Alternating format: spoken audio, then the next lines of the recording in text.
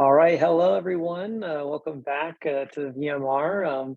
Today, very excited to discuss a case with Youssef that's going to be presented by Jimena.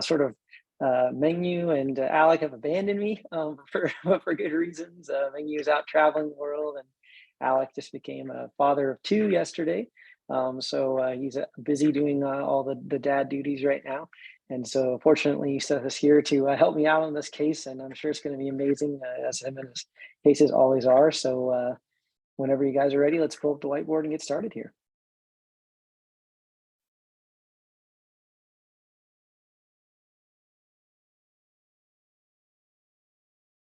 Okay, so hi to everyone. I hope that you guys like the case that I have for you today.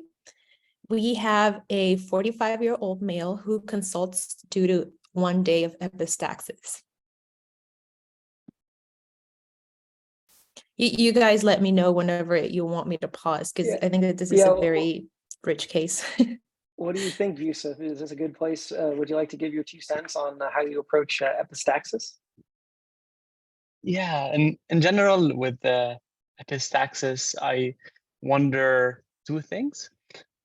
First of all, is this epistaxis that I have to respond to immediately to stop the bleeding, especially if it's a posterior bleed? Or is this something that is more anterior and that would abate on its own? This is a place where I would treat before diagnosing. And then in the back of my mind, as I'm diagnosing, I'm wondering, is there a structural issue in the nose, or is there a systemic bleeding disorder? And these are like just the general thoughts as I approach it. Yeah, no, that's amazing. And I really like how you prioritize, what's the acuity of the situation? What's their vital signs? Is it something we need to treat before we diagnose? And I think that's an incredible point. And then even just going even further and sort of being able to localize potentially anatomically where a bleed might be just based off the acuity of the presentation. So that's incredible. I think besides everything that you already mentioned, the other thing I always ask myself is it epistaxis or not? We commonly encounter this more with someone said they're coughing up blood, or someone says they're throwing up blood, but sometimes it's really difficult to distinguish where it's coming from. With the nose, it's hard. I'd say it's definitely more challenging to get confused, but if patients are having a lot of bleeding or they're coughing and things are coming out their nose, then sometimes it's hard to distinguish depending on sort of the context of the case.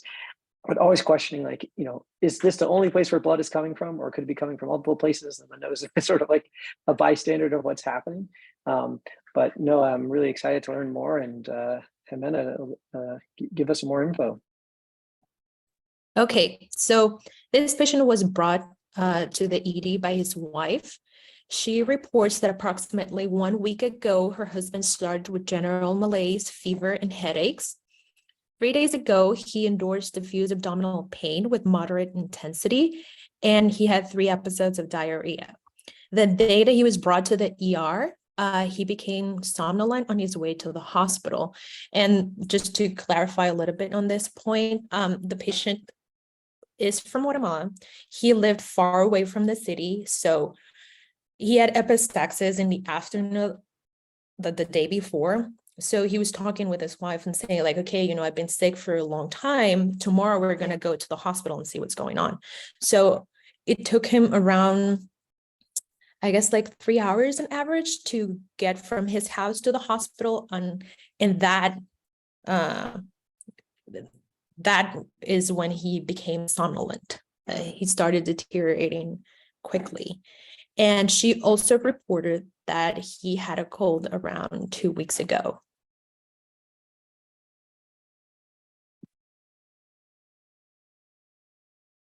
Austin, do you want to give it the first shot, then I can go next?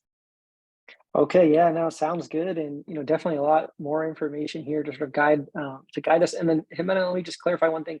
So, was there nose bleeding or epistaxis at the beginning of the presentation, or that was really towards when his symptoms were becoming more severe and he decided to come to the hospital?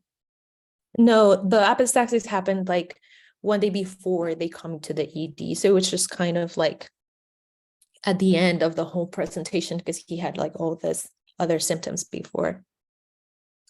Okay, perfect. Thank you. This sort of helps us frame exactly what's happening here. And it seems like instead of solving epistaxis as the primary problem in this particular case, it seems that probably this is a manifestation of whatever condition is happening. And in particular, it seems like this patient is experiencing a inflammatory condition.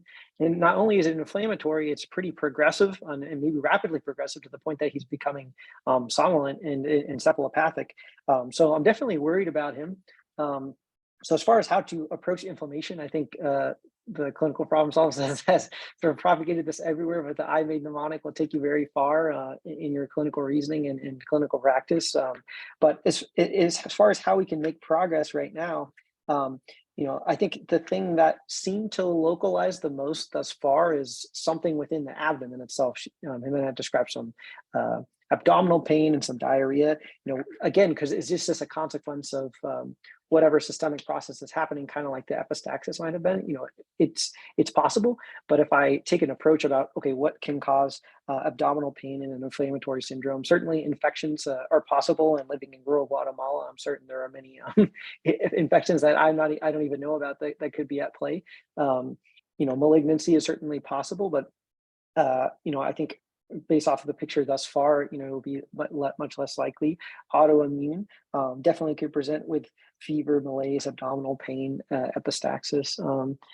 Drugs, less likely thus far, but I think we have to loop in exposures depending what he does in rural Guatemala.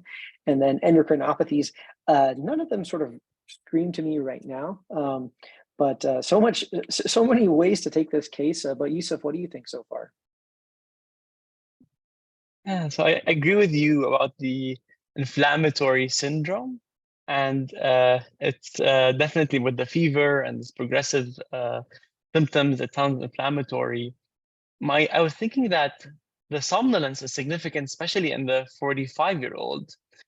One thought I had is that if you're having issues with the CNS at baseline, it's more likely to be protruded or altered.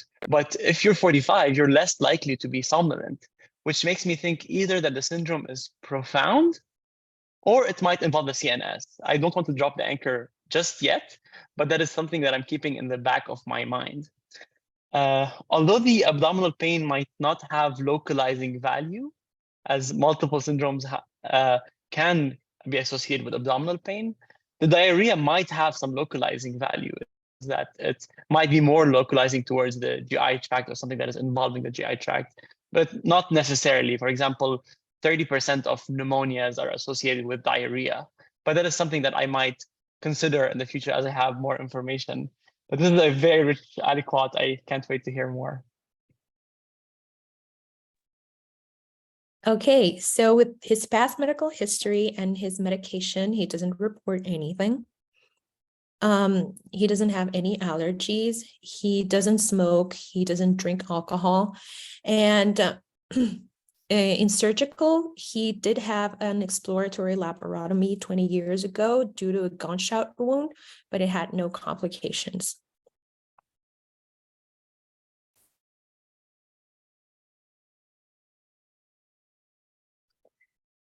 Are you able to maybe move on to your next aliquot information? I'm not sure if this. I guess maybe. Do you have anything else on the social history, like what he does for work, or where in Guatemala he lives in particular? Well, he is a firefighter. And the area where he lives in Guatemala, it's like a coastal region in the south, close to the Pacific Ocean.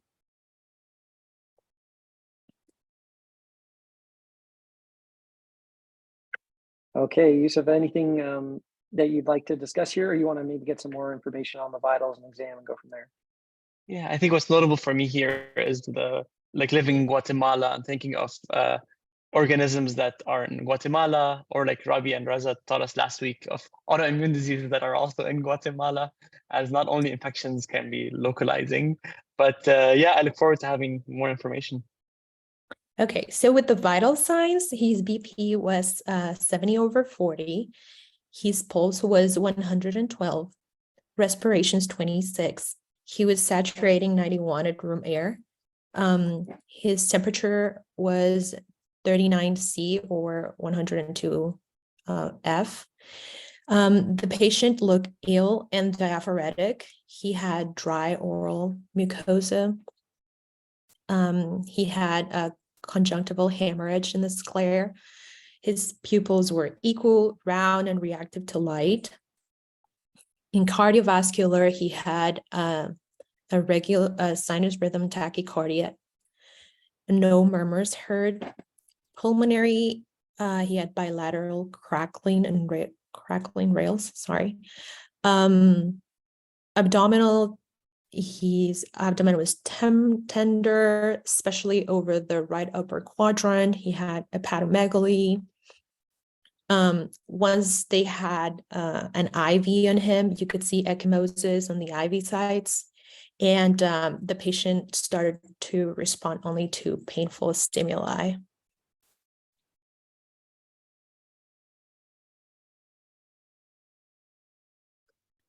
Wow. Okay, Youssef, what do you think?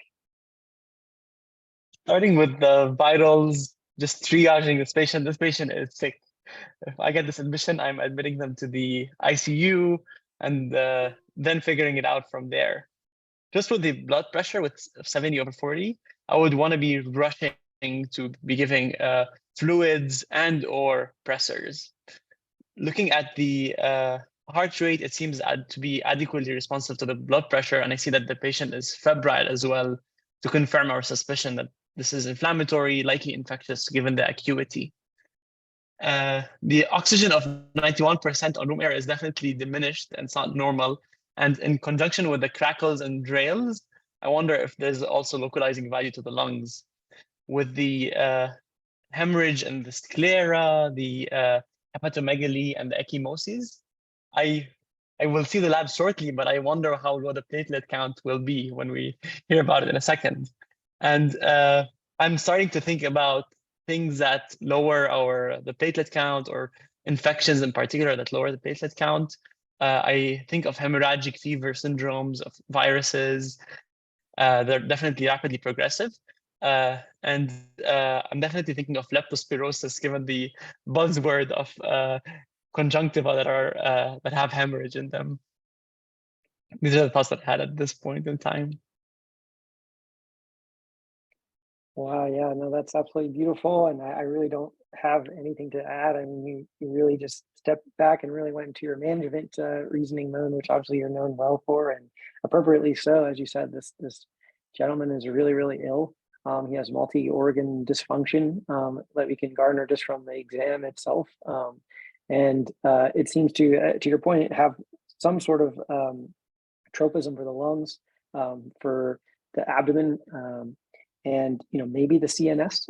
It's hard to say. So as far as how I'd progress this patient from here, since you said a wonderful job with differential diagnosis, certainly we're going to be doing a pretty broad infectious evaluation.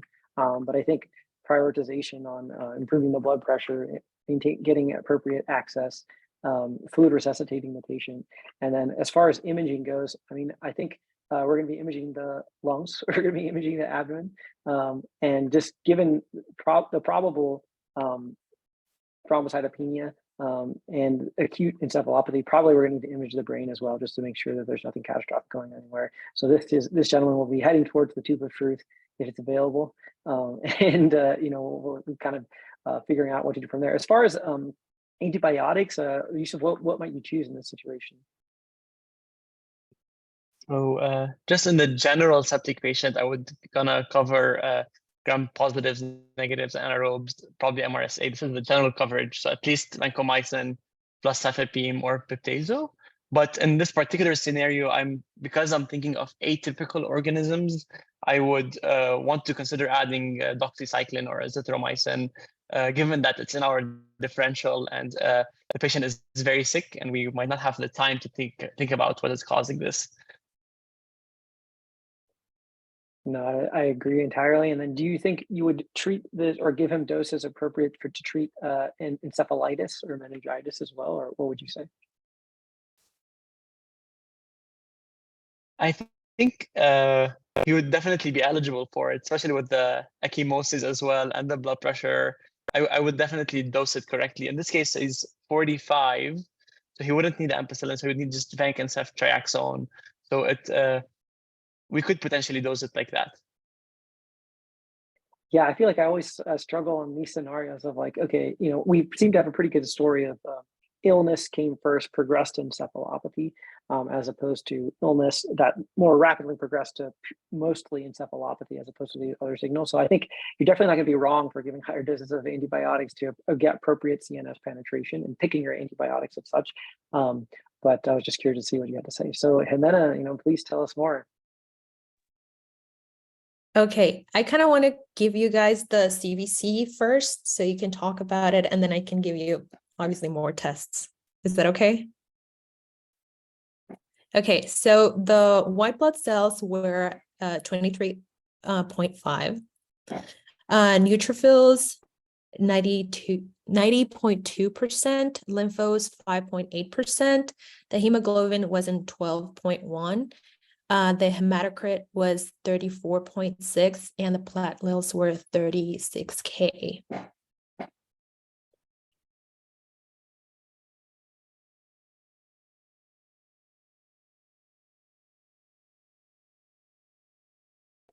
Okay, so I think Jimena's leading us down a road that we should discuss the CVC. And I have to say, whenever you encounter this scenario, I guess in this patient, seeing a hemoglobin of 12.1, I found kind of surprising. I mean, we didn't have any signal for blood loss anywhere, but we certainly had signal that there was some issue with the coagulation cascade in some manner. And I think based off our suspicions, we were concerned about the platelets, and that seems to be confirmed here. I guess, the thing that sort of sticks out to me, which is a maybe relatively unique pattern, is this leukocytosis, which is neutrophilic predominant with thrombocytopenia. And people with fat cephalus and bone marrow suppression, like certainly you can sometimes see this type of scenario. Some people with MRSA infection, they have this, oh gosh, someone can maybe put it in the chat, but it produces like some sort of toxin, and that can cause the thrombocytopenia. And then if we think more atypical infections, some of the tick-borne illnesses, and then I believe, I think Youssef can help me out. I think some of like the rat-related diseases, like maybe hantavirus or something like that, can cause this discrepant pattern between the leukocytosis and pretty severe thrombocytopenia. But to me, this just sort of confirms the severity of the illness. We have neutrophilic predominance. I'm not sure how that necessarily helps us tailor the differential diagnosis, besides maybe we're expecting maybe a little bit more of lymphocytosis, something like that. But it just sort of confirms the thrombocytopenia that we were suspecting already based off the exam. So Youssef, what do you think? I agree completely in that the low platelet count, this brings into my mind the tropical illnesses, like you said. And in addition to that, as mentioned in the chat, the tick-borne illnesses, they oftentimes cause leukopenia, but they can definitely cause leukocytosis. And I would add those to the differential, and I would be sending those serologies as soon as we are working up the patient as well. Is bacterial infection still on our differential? I think it's definitely on the differential, and that can it cause all of the syndrome? Definitely. But because any bacterial infection can cause marrow suppression, but with the significance of like the platelet count is dropping on its own, I usually think more of viral and tick-borne illnesses, but a bacterial infection is definitely still on the differential. And this is in the scenario where you would get cultures, start antibiotics, and then send serologies, and then you will find out with time whether you have a bacterial infection or not. All right, Jimena, lead us down this journey.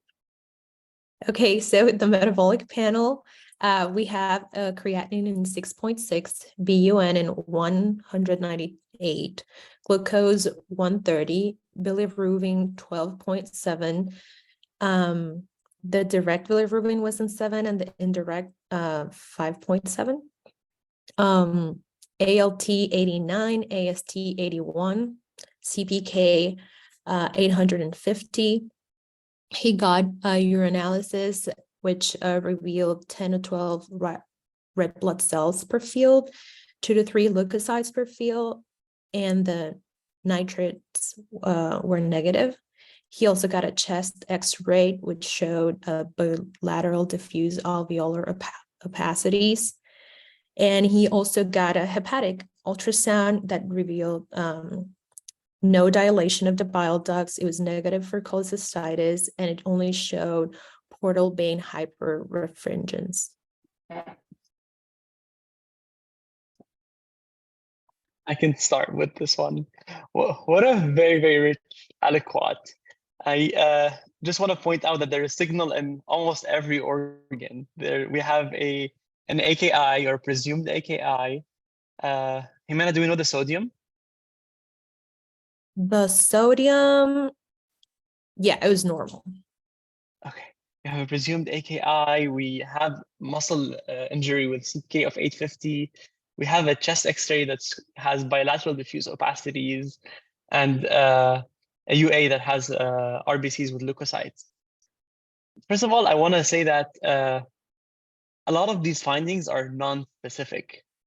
You can see a bacterial infection can cause ARDS, causing bilateral infiltrates, and can cause AKI. So this is not specific to any particular organism in general. However, if you consider the syndrome of pulmonary infiltrates plus AKI, and if you want to consider that as a syndrome, this is where I start thinking of lung kidney syndromes such as leptospirosis, which can cause diffuse alveolar hemorrhage, along with hepatosplenomegaly and the AKI. I also think of vasculitis, although it's not usually, typically not this hyperacute. I also think of hantaviruses or so also some parasites that can cause this, but they're typically not this acute as well. These are my preliminary thoughts. Wow, incredible. I'm so glad that you discussed this first before I did. But yeah, just a wealth of information. I think really highlighting the points of, hey, we have a patient that has shock, that has multi-system organ failure. We have signal, in the lungs, in the kidneys. But if we take a step back and, sometimes the challenge of doing the linking, is this a pulmonary renal syndrome or not, for example, is, okay, let's say someone has run-of-the-mill bacterial sepsis from community-acquired pneumonia, let's say from strep.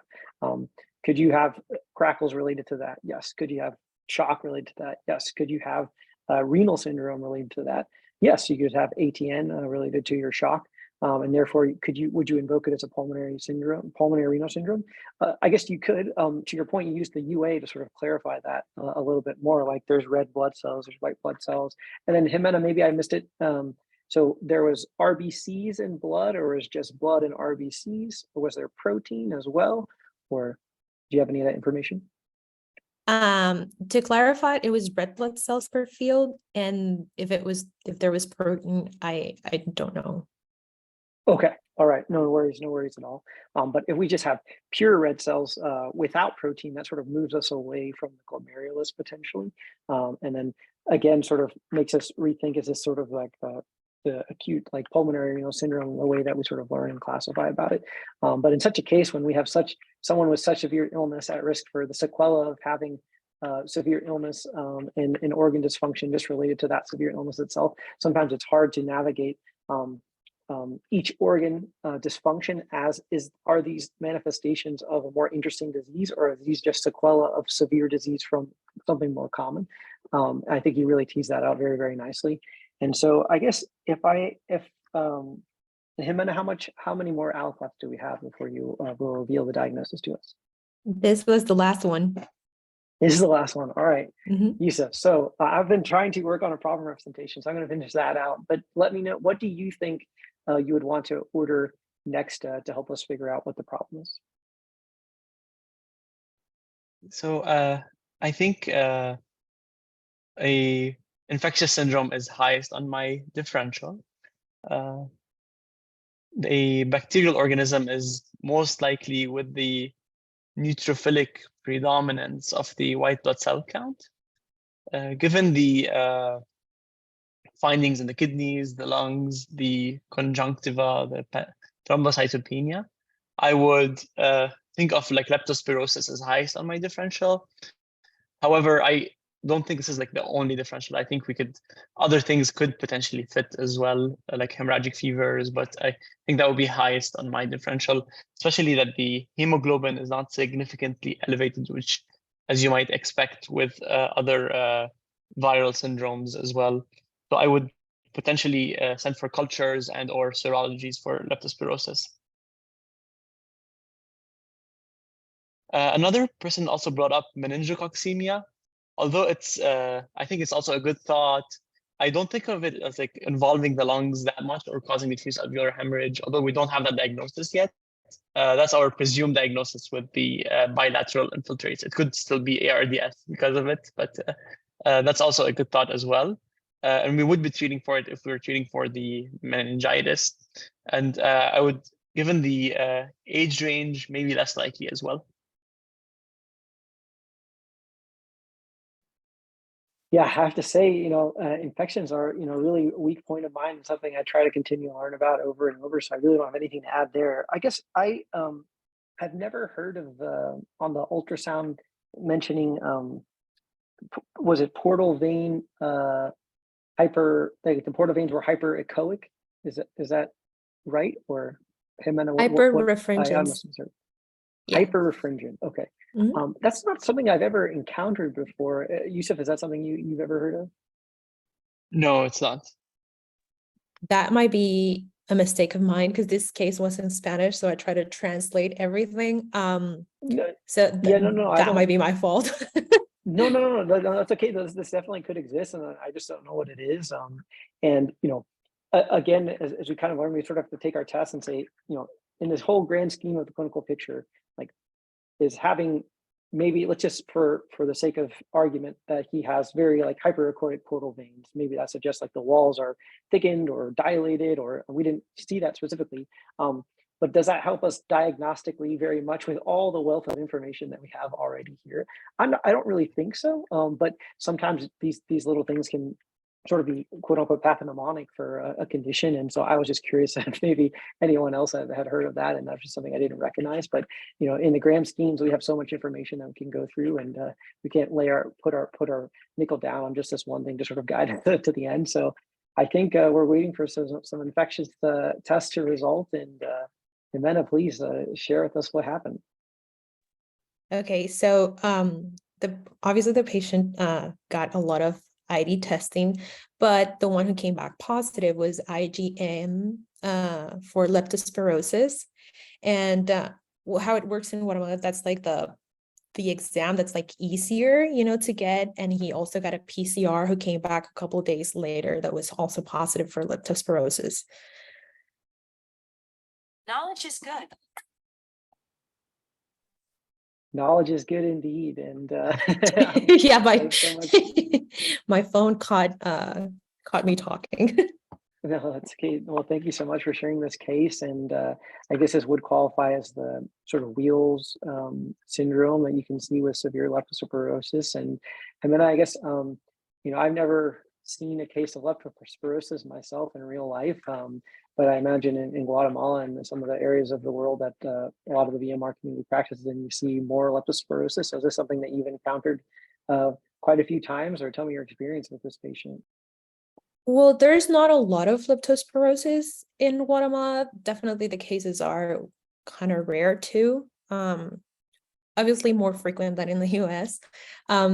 Just to clarify the exposure of this patient, I told you guys that he is a firefighter, and firefighters in Guatemala just work as doing everything. They work as EMTs, they work obviously as firefighters, they work as first responders to any natural disaster. They kind of do everything. So we figure out that this patient, I think it was like 3 weeks ago, had gone and served at a floating, in an area close to his house. So that's where we think, that he got the leptospirosis. We have to report these cases because they're rare. But we didn't find like any other person who was sick with leptospirosis other than him. This was a surprising case because the patient deteriorated super quickly, according to the story that the wife told us. And he definitely required a lot of ICU management, hemodialysis. Then he suffered like what's this called?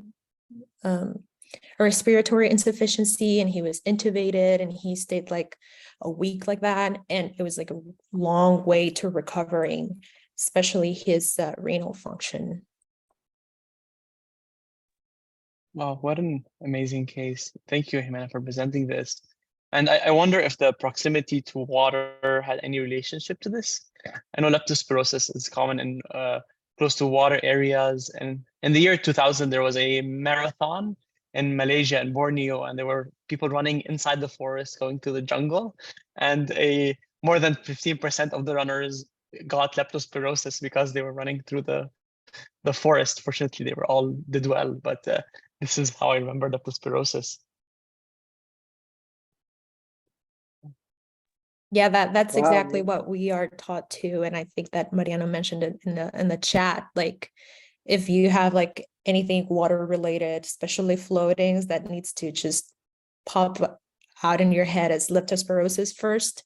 And I think it was amazing that that risk factor was present in this patient. We just had to figure it out a little bit more after stabilizing, obviously. Yeah, it's cool when you find like these associations in patients and you're like, oh, it really works. Yeah, thank you. Ibrahim, I can't wait for the teaching points. Great case, everyone. Thank you, Austin, and thank you, Youssef, and thank you to Jimena for bringing on this case. So this was a patient who had presented initially with epistaxis, and when you approach a patient who is presenting with epistaxis, you need to think of whether or not this is urgent or emergent versus non-urgent, because then you would go on to actually stabilize this patient. You also need to think about structural versus systemic bleed.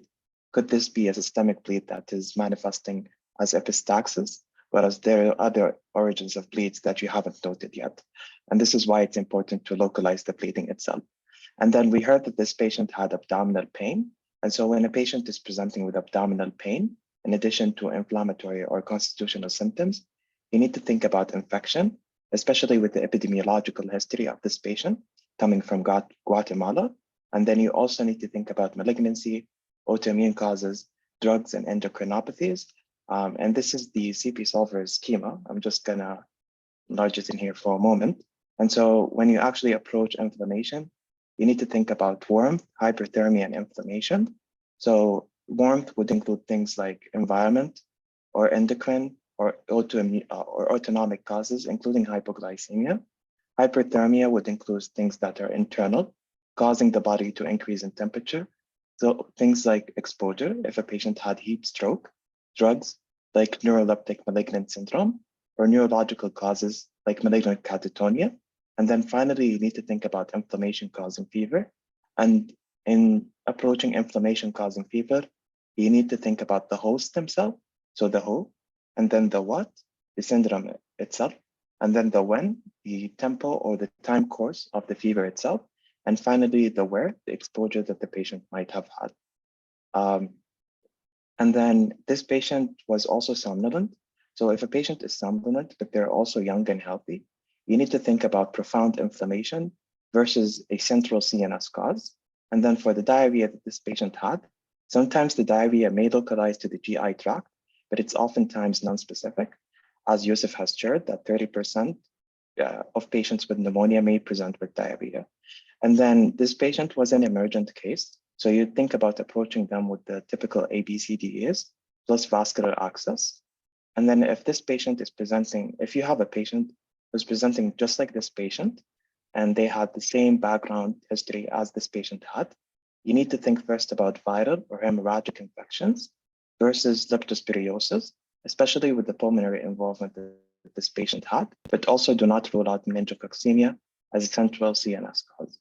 For the workup and approach, you would go first with imaging, abdominal and brain, but you would also administer antibiotics that would also cover the dose for encephalopathy, including vancomycin, piptazo, as well as doxy or azithromycin.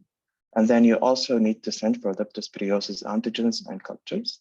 And then this was a great pearl that was shared with us by Austin, which is that if you have someone who has neutrophilic leukocytosis plus thrombocytopenia, you need to think about MRSA, but also you need to think about tick-borne infections and hantavirus.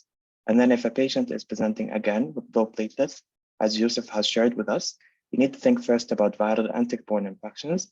However, do not rule out bacterial infections entirely, and you have to still get cultures.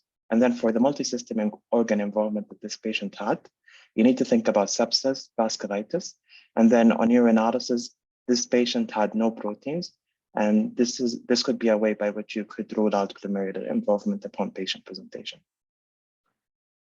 So thank you all. Wow, amazing teaching points, Ibrahim, and summarizing such a rich case. And Jimena, thank you so much for bringing this. And I think this was, a wonderful case for me, especially for someone that struggles a lot with infectious disease differential diagnosis, and that, even though at least I didn't have like a great diagnosis, I had thought of leptospirosis, but I didn't feel very confident in that. Even before we knew a diagnosis, I asked Youssef, okay, how might you manage this patient antibiotic wise? And we talked through that, and he, expertly said, hey, just because it seems like there's an atypical presentation going on, I'm going to give this patient doxycycline. So right from the beginning that this patient came to Youssef's care, he said, hey, I'm going to give doxycycline. And that was the absolute right thing to do. And I could say that depending on where you practice in the world and your experience, seeing patients with these types of infections and diseases, like many patients would not get doxycycline. I don't think until I joined this community and learned about all this that I would have given this patient very doxycycline. So that's something I'm sort of really proud to take away of, and that this patient would have received the appropriate treatment right away. And that's my main takeaway from this case. So thank you so much. Another great meeting in VMR, and thanks to Youssef for stepping up and helping me out and really leading the way and getting to the diagnosis. And we'll see each other again here soon. Thank you so much.